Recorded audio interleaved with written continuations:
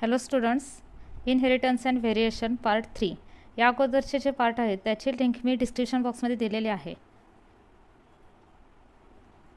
आजचा आपला टॉपिक आहे deviations from Mendel's in findings.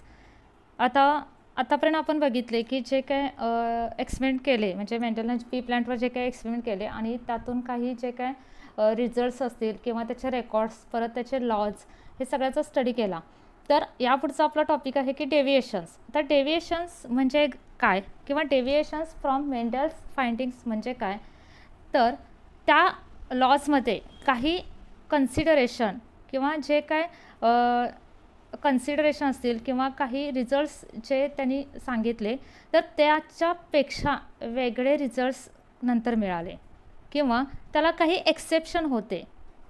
जे काय सांगितलं त्याच्यापेक्षा काही फाइंडिंग जे आहे ते वेगळे होते आणि तेच आपल्याला आता स्टडी करायचे आहेत. आता few generalisation on the basis of Mendel experiments of garden peas are. म्हणजे मेंडल्सने जे काही एक्सपेरिमेंट केले त्यावर त्यांनी काही जनरल स्टेटमेंट दिले. ते कोणते होते तर सिंगल ट्रेट सिंगल जीन. म्हणजे सिंगल जीन जो आहे एखाद्या सिंगल ट्रेटला एक्सप्रेस करण्यासाठी सिंगल जीन रिस्पॉन्सिबल असणार आहे आणि तिथं काय असणार आहे, 2 अल्टरनेटिव्ह अलिल्स असणार आहेत. Okay, next is 2 alleles show interaction in which one is completely dominant. म्हणजे जेव्हा 2 अलिलमध्ये इंटरॅक्शन होते तेव्हा तिथं एक अलिल हा कम्प्लिटली डॉमिनंट असतो दुसऱ्यावर आणि दुसरा कसा असतो, रिसेसिव्ह असतो. Then factors for different traits present on different chromosome assort independently. म्हणजे जे काही फॅक्टर्स आहेत किंवा जे जीन्स आहेत ते डिफरंट ट्रेटसाठी असणारे जे काही जीन्स आहेत ते डिफरंट क्रोमोझोम्सवर असतात आणि जे इंडिपेंडंटली असॉर्ट होतात. म्हणजे जे आपण लॉ ऑफ इंडिपेंडंट असॉर्टमेंटमध्ये शिकलो आहे. तर हे झाले जनरल स्टेटमेंट्स ऑफ मेंडल्स. आता ह्या स्टेटमेंट्सला काही एक्सेप्शन दिसले तर ते काय होते, तर with passage of time number of deviations were observed or identified in post Mendelian era and gave additional information of inheritance. जसा नंतर स्टडी केला गेला तर ह्यावेळेस काय झालं की काही इन्फॉर्मेशन म्हणजे ॲडिशनल इन्फॉर्मेशन मिळत गेली इनहेरिटन्सवर आणि हे जे काय डेविएशन्स आहेत त्यांना न्यूओ मेंडेलिझम असं म्हटलं गेलं.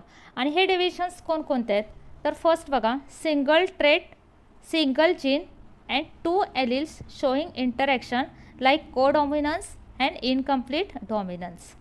म्हणजे सिंगल ट्रेटसाठी सिंगल जीन रिस्पॉन्सिबल आहे, पण इथं काय होतं की 2 alleles showing interaction like codominance and incomplete dominance. आता कोडॉमिनन्स आणि इनकम्प्लीट डॉमिनन्स म्हणजे काय, तर इथं कम्प्लिटली डॉमिनंट असणार नाही आहे किंवा कम्प्लीट डॉमिनंट असत नाही, तर तिथं काय असतो, कोडॉमिनन्स असतो. आता कोडॉमिनन्स म्हणजे काय, तर जे काही 2 एलिल्स आहेत ते एक्सप्रेस म्हणजे दोन्हीही एक्सप्रेस होतात इक्वली. किंवा इनकम्प्लीट डॉमिनन्समध्ये काय, तर कोणताही एक एलिल कम्प्लिटली डॉमिनंट असत नाही, तर तो थोडा डॉमिनंट असणार आहे प्लस दुसरा त्याच्यासोबतचा जो काही अल्टरनेटिव्ह एलिल असणार आहे तो सुद्धा एक्सप्रेस होणार आहे. तर ह्या दोन्ही टर्म्स आपण इन डिटेल बघणारच आहोत. त्यानंतर सेकंड काय डेविएशन होतं तर single trait single gene and more than 2 अलिल्स. आत्तापर्यंत कसं होतं की सिंगल ट्रेटसाठी सिंगल जीन रिस्पॉन्सिबल असणार आहे आणि 2 एलिल्स असणार आहे, 2 अल्टरनेटिव्ह अलिल्स. तर काही ठिकाणी काय होतं तर मोर दॅन 2 अलिल्स होते आणि ह्यालाच काय म्हटलं जातं, मल्टिपल अलिलिझम. हे सुद्धा बघणार आहोत आपण नेक्स्ट व्हिडिओमध्ये, नेक्स्ट स्लाईडमध्ये. त्यानंतर single trait more than 1 gene, it is polygenic inheritance. आता पॉलिजेनिक इनहेरिटन्स म्हणजे काय, तर इथं काय होतं की single gene control 2 or more traits.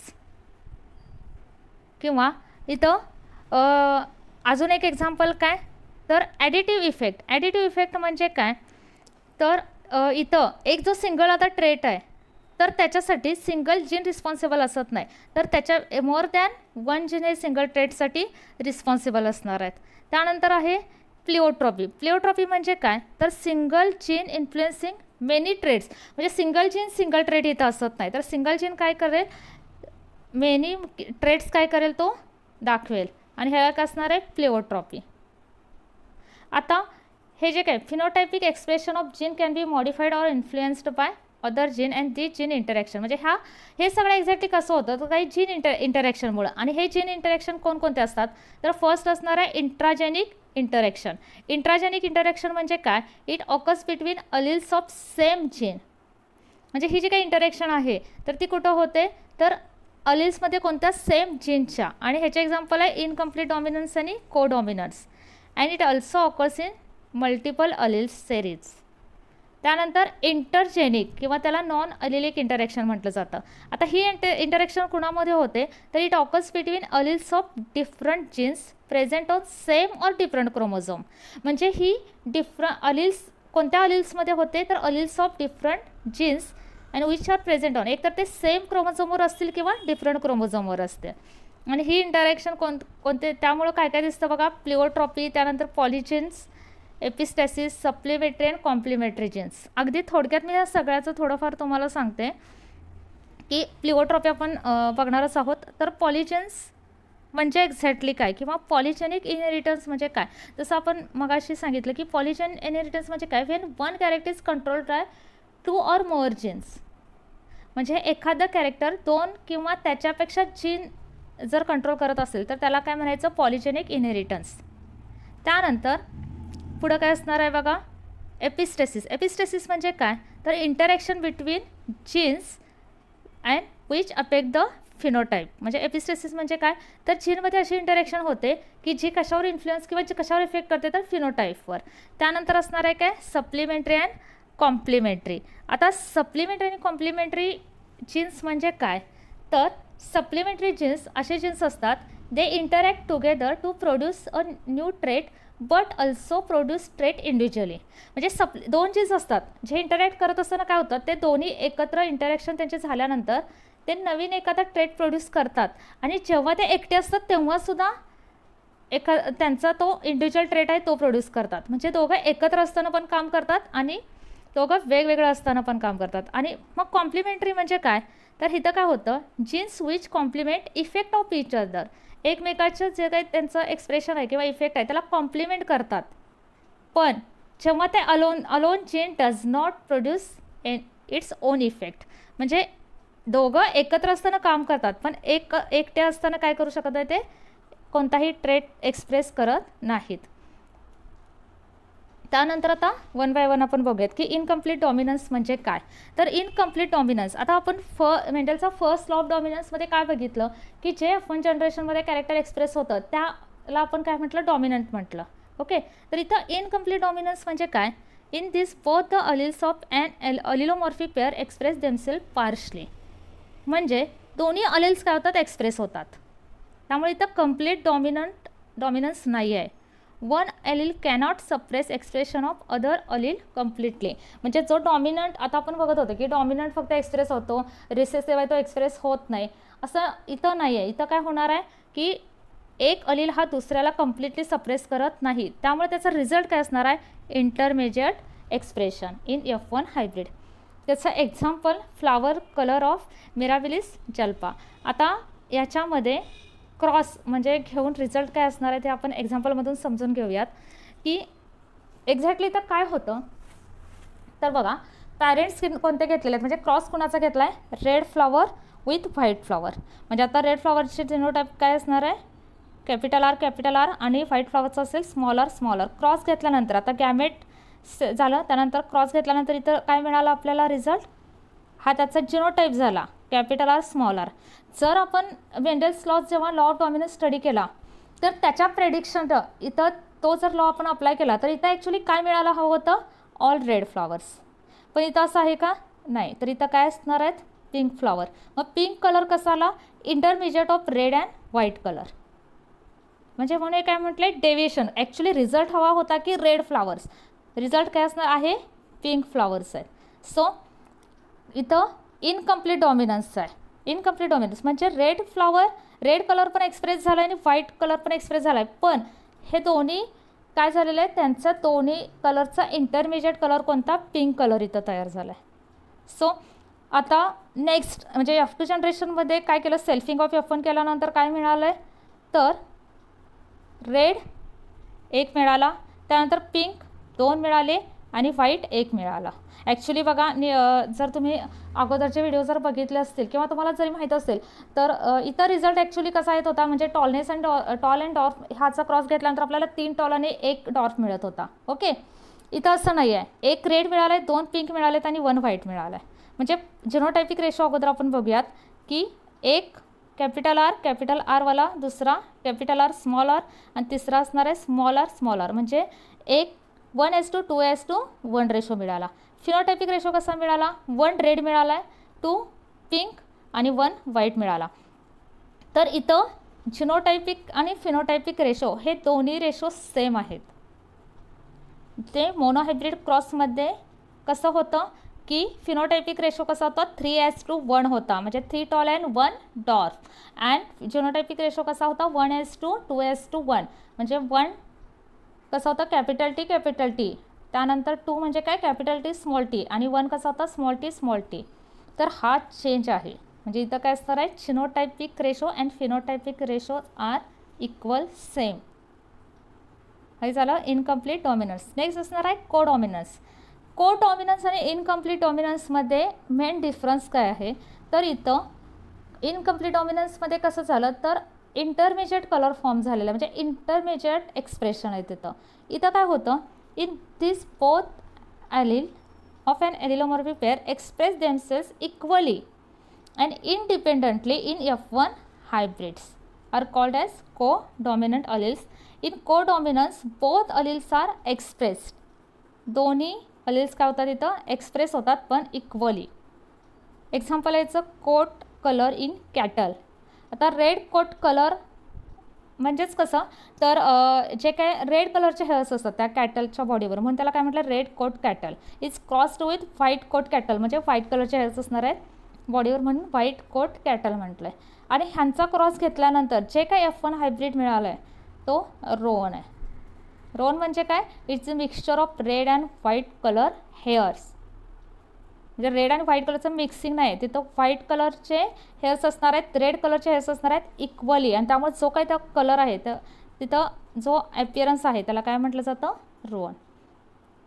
Example बघा, इथं काय केलेलं आहे red coat colour capital R त्यानंतर व्हाईट इथं म्हणजे कॅपिटल W हा जिनोटाईप इथं घेतलेला आहे. त्यानंतर ह्यांचा क्रॉस केल्यानंतर आपल्याला रिझल्ट्स काय येतात बघा की रोन कलरचे. ओके, आणि त्यानंतर F2 म्हणजे सेल्फिंग केल्यानंतर काय इथं सुद्धा आपल्याला रिझल्ट मिळाले आहेत.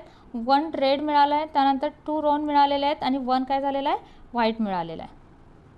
आणि म्हणजे जिनोटाईप आणि फिनोटाईप रेशो काय असणार आहे सेम असणार आहे, हे लक्षात आलं.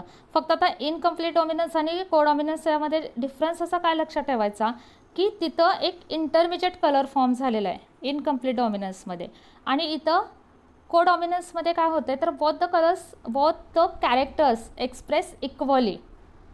त्यामुळे इथं इंटरमिजिएट नाही तर दोन्हीसुद्धा कॅरेक्टर तिथं काय असणार आहेत एक्सप्रेस होतात दिसतात कोडॉमिनन्समध्ये. Next is multiple alleles. More than 2 alternative forms of gene in population occupying same locus on chromosome. More than 2 alternative forms of gene occupying on same locus on म्हणजे सेम लोकस जो आहे क्रोमोझोमवर एकाच जागी काय असतात more than 2 alternative form present असतात आणि त्याला काय म्हटलं जातं मल्टिपल अलील्स. आता multiple allele arise by mutation of wild type of gene. आता म्युटेशन वाईल्ड टाईप जीन ह्या कन्सेप्ट अगोदर आपण समजून घेऊयात की वाईल्ड टाईप म्हणजे एक्झॅक्टली काय, तर जो अलील हा मोस्ट कॉमन असतो इन पर्टिक्युलर नॅचरल पॉप्युलेशनमध्ये, किंवा जो अलील आहे so occurs naturally and it is a product of normal allele. Normal एलीलपासून म्हणजे कोणताही चेंज न होता नॉर्मल एलीलपासून जो प्रोड्यूस झालेला आहे त्याला वाईल्ड टाईप असं म्हटलं जातं. म्हणजे त्यांच्यामध्ये कोणतंही म्युटेशन असत नाही. आता मग म्युटेशन म्हणजे काय, तर म्युटेशन म्हणजे तर जीनमध्ये जे काही चेंजेस सडन चेंज जर झाला तर त्याला काय म्हटलं जातं म्युटेशन. असं कोणताही चेंज न होता जर त्या ह्याचं म्हणजे जर त्याचं प्रोडक्शन झालेलं असेल त्या एलीलचं तर त्याला काय म्हटलं जातं वाईल्ड टाईप. आता मग मल्टिपल एलील्स कसं होतात तर वाईल्ड टाईपमध्ये म्युटेशन होऊन काय होतात ते मल्टिपल एलील्स तयार होतात आणि they produce the alternative series of alternative expression, म्हणजे एकच एक्सप्रेशन देत नाही तर series of alternative expression. Then different alleles in series show dominant recessive relation, codominance, म्हणजे हे सेरीजमधले जे काय अलिल्स आहेत ते डॉमिनंट रिसेसिव्ह रिलेशन दाखवतात, कोडॉमिनन्स दाखवतात, इनकम्प्लीट डॉमिनन्स दाखवतात. आणि याचं एक्झाम्पल काय तर 2 एक्झाम्पल आहेत, size of wings in drosophila आणि ABO blood group in human being. आणि ह्यामध्ये कसं असतं, जो वाईल्ड टाईप असतो it is dominant over all other mutant allele. म्हणजे आता सेरीज आहे म्हणजे इथं बघा ही सेरीज आहे, तर हा झाला नॉर्मल म्हणजे हा वाईल्ड टाईप झाला, ह्या सगळ्यांवर काय असतो, डॉमिनंट असतो. म्हणजे हे ड्रॉसोफिलाचे विंग्स आहेत, म्हणजे नॉर्मल जो ड्रॉसोफिला आहे वाईल्ड टाईप ज्याच्यामध्ये म्युटेशन झालेलं नाही त्याचे विंग्स कसे असतात, नॉर्मल विंग्स. त्यानंतर अजून एक ॲलिल असतो विंगसाठीचा, म्हणजे ज्याच्या म्युटेशन होऊन हे सगळे सेरीज फॉर्म झालेले आहेत. तर काहीमध्ये निक विंग्स असतात, काही नॉस्ट विंग्स असतात, काही स्ट्रॅप विंग्स असतात, त्यानंतर काहीमध्ये वेस्टिजल विंग्स असतात. तर हे सगळे काय फिनोटाईप वेगवेगळे दिसतात आणि हे कसे आहेत, अल्टरनेटिव्ह ॲलिल्स आहेत, म्हणून त्याला काय म्हटलं आहे, multiple alleles which occupy the same locus on chromosome. त्यानंतर ह्याचं जे काही जिनोटाईप आहे तो हे सगळ्या प्रत्येकाचे जिनोटाईप आहेत. आणि हे झालं काय, मल्टिपल अलिल्सचं एक्झाम्पल. त्यानंतर नेक्स्ट असणार आहे प्लिओट्रॉपी. आता प्लिओट्रॉपीमध्ये काय तर Wien single gene control 2 or more different trait, म्हणजे एक सिंगल जीन आहे पण तो 2 किंवा त्याच्यापेक्षा जास्त डिफरंट. कारण आतापर्यंत आपण काय बघत होतो की सिंगल जीन सिंगल ट्रेट, इथं असणार नाही. Single gene more than 2 or more trait जर कंट्रोल करत असेल तर त्याला प्लिओट्रॉपी असं म्हटलं जातं. आणि ह्या जीनला प्लिओट्रॉपिक जीन आणि फिनॉमिननला काय म्हटलं जातं, प्लिओट्रॉपी और प्लिओट्रॉपिझम.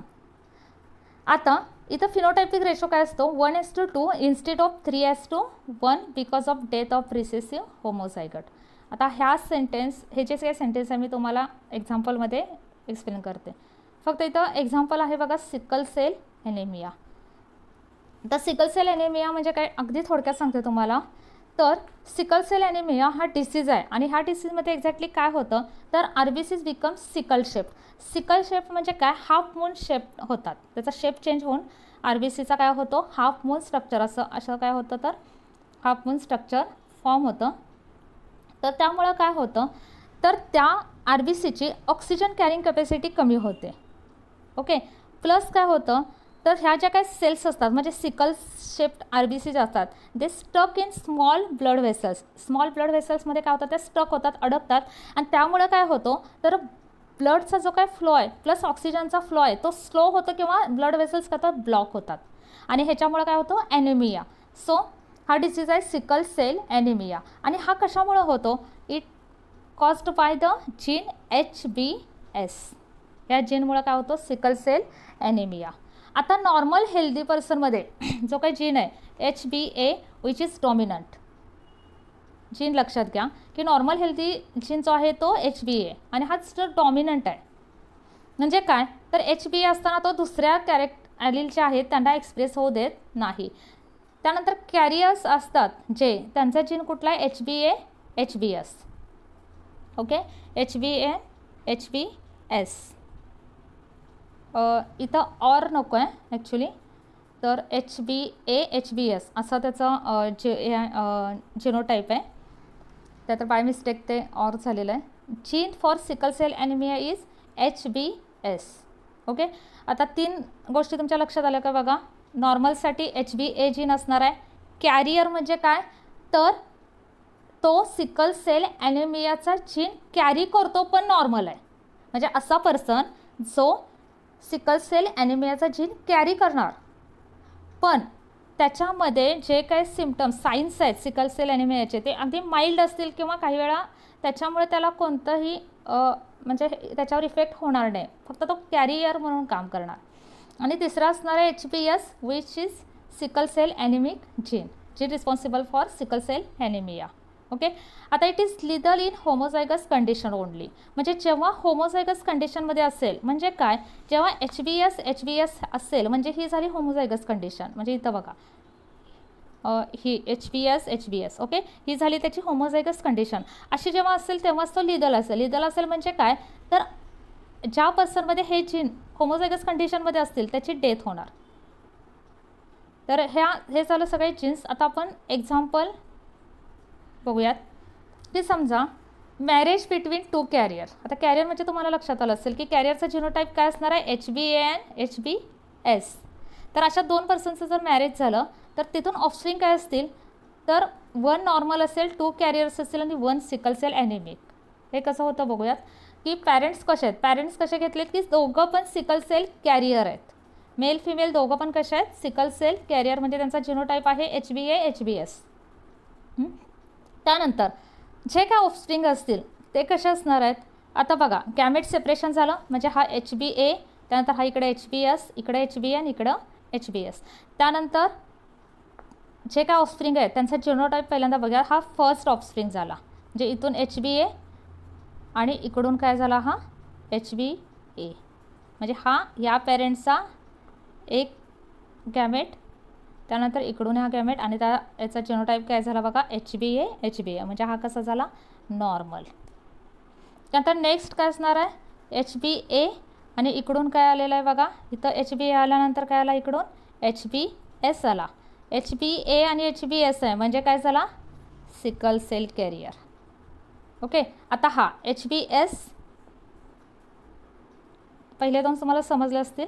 आता आपण थर्ड बघूया. थर्ड ऑफस्प्रिंग आहे हा, याचा जिनोटाईप काय बघा, इकडं HBS आला, त्यानंतर इथून HBA आला, हा काय झाला परत हा HBA HBS म्हणजे कॅरियर झाला. ओके, त्यानंतर फोर्थ ऑफस्प्रिंगचा जिनोटाईप कसा झाला, इथून HBS आणि इथून HBS, हा झाला HBS HBS म्हणजे होमोझायगस कंडिशन झाली आणि सिकल सेल ॲनेमिक असणार आहे, त्यामुळे त्याची काय होणार आहे ऑटोमॅटिक डेथ होणार.